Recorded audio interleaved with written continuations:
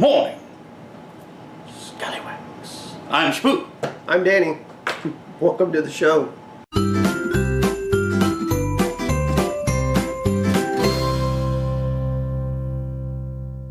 They found the toe. If you remember a week ago, we talked about the missing mummified toe in Canada. Well, it seems the thief had a change of heart and returned it. So now you can drink your drink with the original toe. You can have the sour toe challenge once again. And yes, I actually sent it in with a letter apologizing from, quote, a drunken fool. Yeah. So there you go. All's well that ends well. Yes, for mummy toes. For mummy toes. But on to today. We are talking about weird kid shows. If you ever watch kid shows, which I mean, kid shows in America can be kind of weird, especially the ones from when we were kids. Yeah, yeah. I mean, you talk about Sid and Marty Krofft, like HR Puffin stuff. Anything on like stuff. PBS from the 70s and 80s was kind of out there. Really, they wanted to be educational, but the way they went about it was just odd. But then you move on to other countries, and well, TV over in like Japan, stuff like that is just weird to begin with.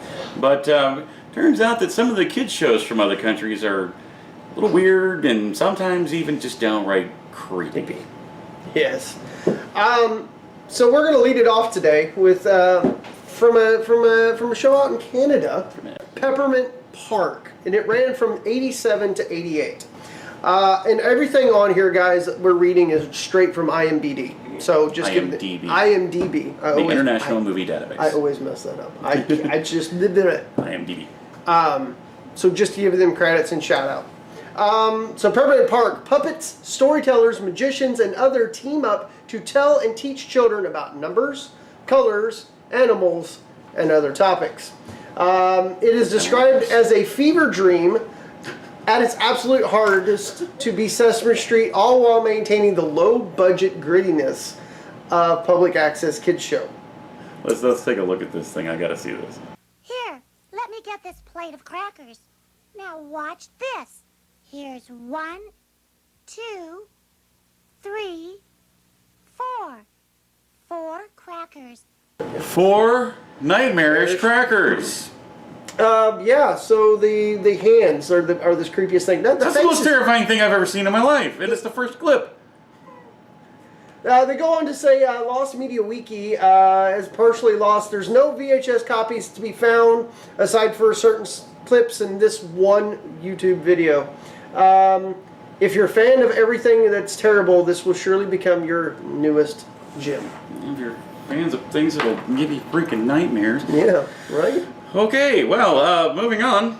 The Adventures of Napkin Man. Napkin Man.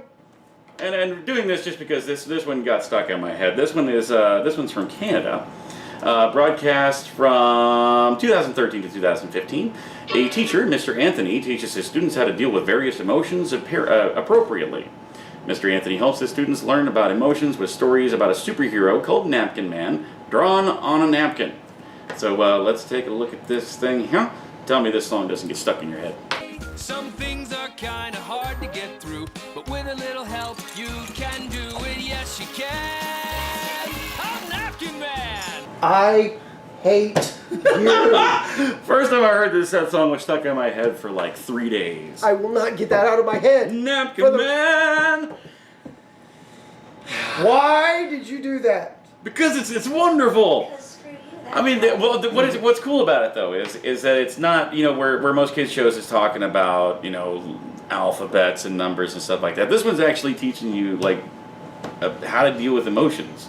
Are you mad? Are you sad? Whatever. Here's how you deal with it. You draw a superhero on a napkin and then you sing a song that gets stuck in your head for a month. That's how you do it. But you know what it reminds me of? Remember when we were kids and I think it was on. Was it on Sesame Street? I think it was on Sesame Street. The Sesame Street or the Electric Company, the little shot glass. teeny little super guy. I'm just a teeny little super guy. Yeah. Just a little teeny super guy. Oh yeah. He just kind of walks around his little shot glass, and he goes through. The best part of that is he could like phase through counters. Yeah. And cabinets. Talk to other dishes. Yeah. Yeah. But we're not talking about that. We're talking about it. So yeah, moving on. This is out of LA, and this is called the Junior And yes, we realize that's in the U.S., but let's face it, L.A. is like another country. So Might as well be. Might as well be. Yeah. And this one is just weird enough to fit the category, so we're going with it. This is called the Junior Christian Science Bible Lesson Program. Long name, interesting results. Horrifying. This was broadcast in the 80s and 90s, and the biggest thing about this is it was public TV, right? It went on for 20 plus years. Turn it down a little bit.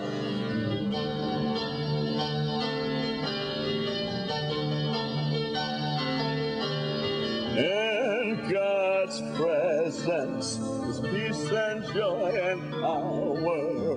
A life divine of God, protect us every hour. If you didn't catch that, So Yoda had a baby with Spock, who became really religious and saying hymns. threw some Kermit the Frog in there, swallowed something that vibrates, and sang a song about God on public access. I quote the International Movie Database. The puppets, as creepy and frightening as some as they were, are very funny to watch. The show itself was fun to laugh at in kind of a it's so bad it's good way. Granted, you can't sit through a lengthy sermon of anti-drug sentiments read by the people who look like they're drugged out hippies. No, it is important to note here that the creator and the guy behind this whole show was neither a Christian nor a scientist. He just kind of threw it together. Just thought it would be a good show, I guess. I just want to continue to point out that was a religious hymn sung by an alien. I got one here. Being a fan of the Saw series, this one got me kind of excited, and especially once I saw some of the characters here. But this is called Jigsaw. This is broadcast from 1979 to 1985, a children's show where letters were found to spell out the word of the week with the help of characters like Noseybonk and the Omen. The Omen.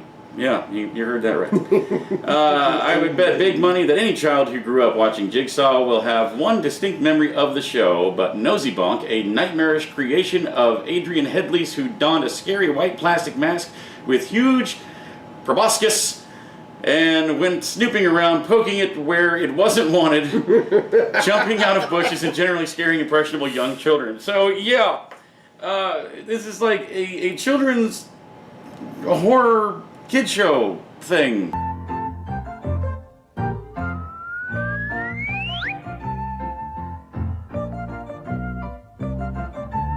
Now, can you imagine that coming out of a dark hallway? Do you remember, so you know how you like to show me videos of people dying? Yeah, I'm That into totally that. just looks like the setup to a snuff film.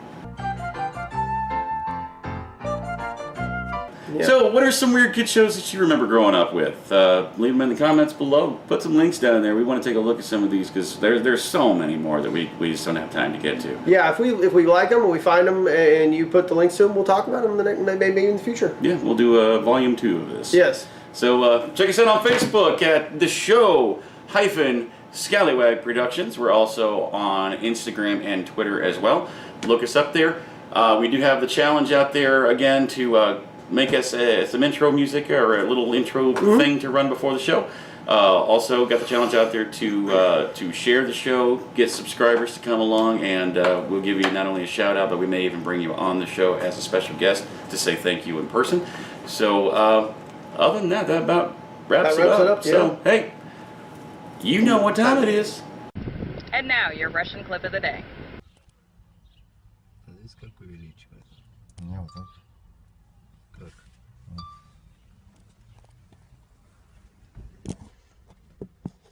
Зависает, да, жестко.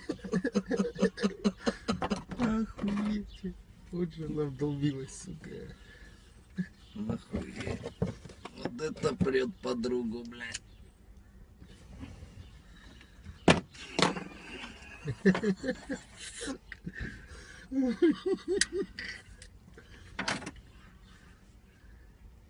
Можешь посигналить? Посмотри. Здорово. Здорово.